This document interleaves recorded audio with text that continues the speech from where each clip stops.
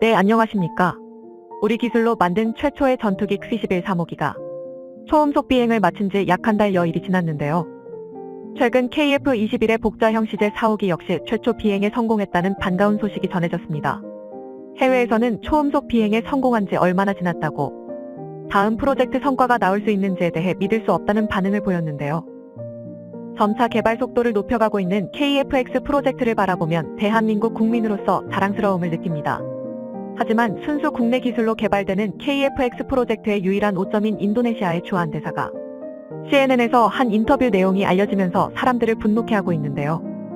KAI 관계자는 인도네시아의 주장이 사실이 아니라며 부인하고 있습니다. 자세히 알아보겠습니다.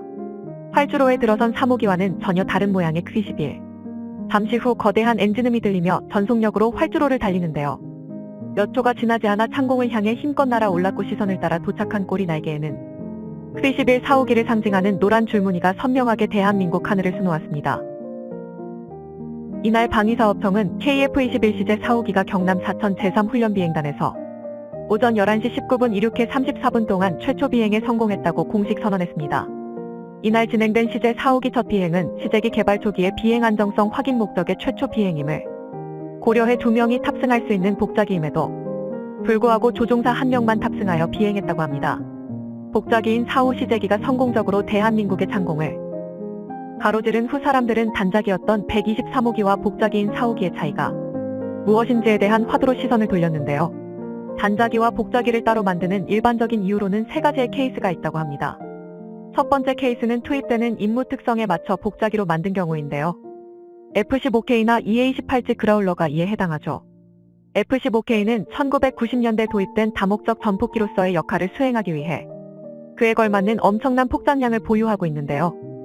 당시 기술력으로는 다량의 전투 데이터를 한 사람이 처리하기에는 부족하다고 판단돼 복자기로 설계됐고, EA-18G 그라울러 역시 전투기 조종과 분리된 별개의 임무를 수행하는 인원을 추가로 탑승시키기 위해 복자기로 만들었다고 합니다. 두 번째 케이스는 단순히 기종전환 훈련을 하기 위해 만들어진 경우인데요. 단자기와 실제 성능 차이는 거의 없고 후방 보조석만 추가된 경우입니다. 후방석의 교관이 탑승하고 전방석의 훈련생이 탑승하여 조종훈련을 실시하는 것이 주요 목적인데요.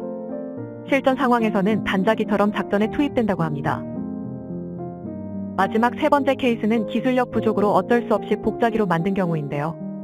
F-4 팬텀 등 1970년대 이전 개발된 3세대 이하의 전투기 기종에서 많이 보이는 케이스로 당시 기술력으로는 단자기를 파일럿 한 명이 조종할 수 있도록 부하를 줄일 방법이 없어서 불가피하게 복자기로 만든 경우인데요. 당연하게도 어쩔 수 없이 2명이 탑승한 만큼 기체 성능이 저하되는 결과를 가져왔죠.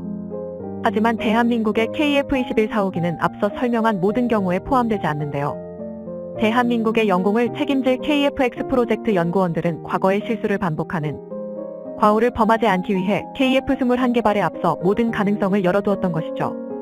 KAI는 훈련을 위해서만이 아닌 21세기 공중전에서 점차 복자형 전투기의 활용도가 점점 높아지고 있는 것을 고려했는데요.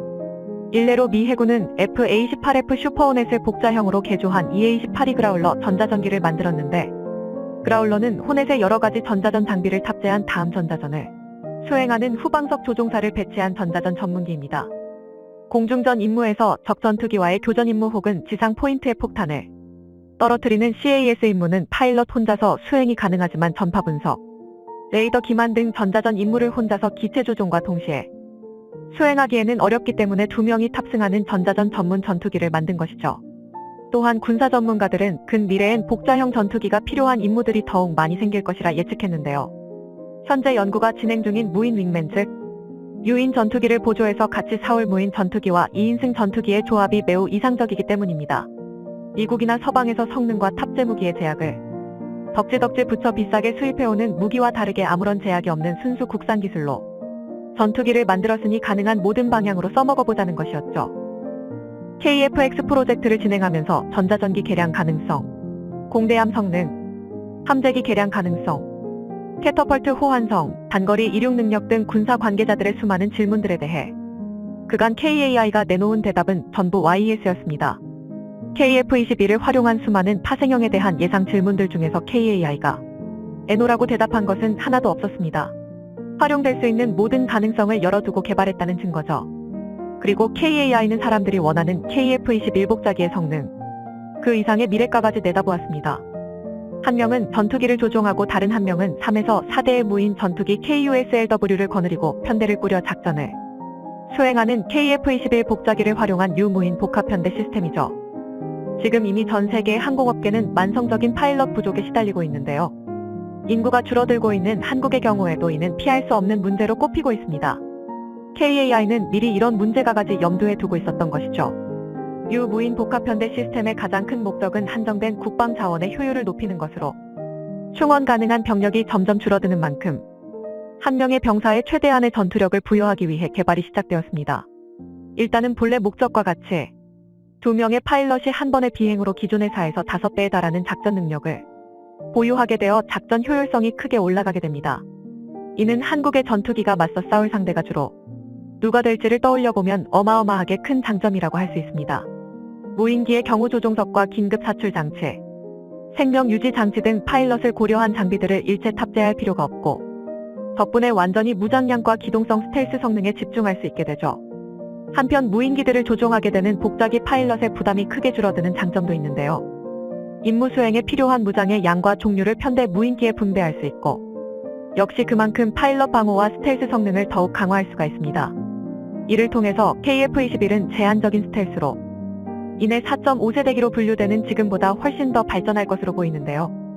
하드포인트의 필요성이 줄어서 5세대 전투기급 저피탐 성능을 획득할 수 있게 되는 데다가 무인기를 통한 탐지 및 공격 범위의 확장으로 5.5세대에서 6세대에 해당하는 극대화된 전투력을 발휘할 수 있게 될 것입니다. 여기까지가 기존 공개된 정보를 수합한 KF-21 유무인 복합편대의 효과인데요. KF-X 프로젝트가 꼭 성공적으로 마무리되어 대한민국의 영공을 수호하는 자랑스러운 전투기가 되길 바랍니다. 한편 복자형 CJ-4호기의 시험 비행이 성공적으로 마무리되자 인도네시아는 양심없게도 고지어 등장할 CJ-5호기를 인도받을 생각에 김칫국부터 들이키는 행보를 보여 눈살을 찌푸리게 했는데요.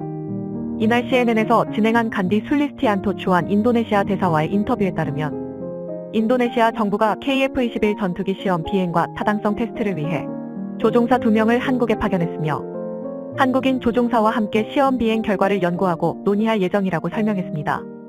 인도네시아가 이처럼 자국 파일럿을 한국에 파견한 이유는 추후 KF-X 사업의 파트너로서 계약된 내용의 CJ-5호기를 인도네시아에 인도하기 전 최종 단계인 복자형 4호기의 시험 비행이 성공했기 때문으로 추측되는데요. 전투기의 경우 조종사가 전투기를 운용하기 위해서 많은 훈련 과정을 거치게 됩니다. 상대적으로 느린 속도로 비행하는 프로펠러 비행기를 조종하는 초등 훈련기와 제트 엔진을 탑재한 빠른 속도로 비행하는 초음속 기체를 조종하는 고등 훈련기를 조종하는 단계를 거치고 마지막으로 단자형 전투기와 스펙은 동일하지만 2명이 탑승 가능한 복자형 전투기로 훈련을 마무리하고 1명의 완숙한 파일럿으로 거듭나게 되죠. 앞서 설명한 이러한 훈련 과정을 위해서라도 거의 모든 현대 전투기는 2인승이 가능한 복자 전투기 모델을 생산하는 것인데요. 인도네시아 매체 에어스페이스 리드는 CJ-4호기와 앞으로 인도될 5호기의 시험 비행에서 조종을 맡게 될 조종사로 인도네시아 공군 소속의 모하메드 수기안토 대령, 페렐 리고날드 중령 등을 구체적으로 언급해 사실상 확정된 사안인 것처럼 보도했으나 KAI 관계자는 당장 인도네시아 조종사들의 시험 비행에 대한 계획은 정해진 게 없다고 단언했죠. 인도네시아 현지 일각에서는 자신들이 분담금을 지불하지 않아 5호기 인도를 중단한 것에 앙심을 품고 이번 시험 비행을 조롱하는 네티즌들도 보였는데요. 4호기가 이륙하는 모습이 담긴 영상을 보고 복자기인데 한 명만 태운 것에 대해서 미완성인 기체를 가지고 무리하게 시험 비행을 감행한 것 아니냐는 웃음밖에 나오지 않는 주장을 펼치기도 했죠. 자기들 것인 마냥 행동하는 게 정말 꼴불견입니다.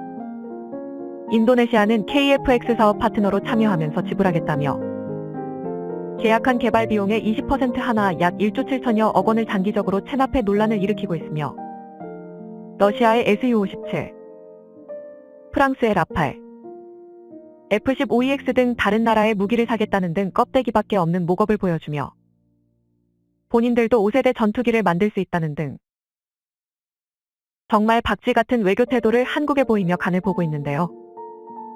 근래에 들어서 하나로 94억 원, 전체 분담금의 0.5%밖에 되지 않는 금액을 겨우 지불해놓고 계약을 들먹이며 KF-X 사업의 핵심 기밀을 이전해달라 요청하고 있는 와중에 한국에서 복좌형 시제 4호기가 성공적으로 시험 비행에 성공하는 모습을 보니 체면이고 뭐고 안달이 나서 달려드는 모습으로 밖에 보이지 않습니다. KF-X 사업은 전 세계에 알리고 싶을 만큼 자랑스러운 대한민국의 업적입니다. 다만 파트너 선정에 오게티가 묻은 것 같은 작금의 상황이 아쉬울 따름인데요. 당장의 손해에 집착하지 말고 장기적인 미래를 위해 쳐내야 할 것은 쳐내는 판단이 이루어져야 할 것 같습니다. 시청해주셔서 감사합니다. 영상이 도움이 되셨다면 구독과 좋아요 부탁드리며 다음에 더 유익한 영상으로 찾아뵙도록 하겠습니다.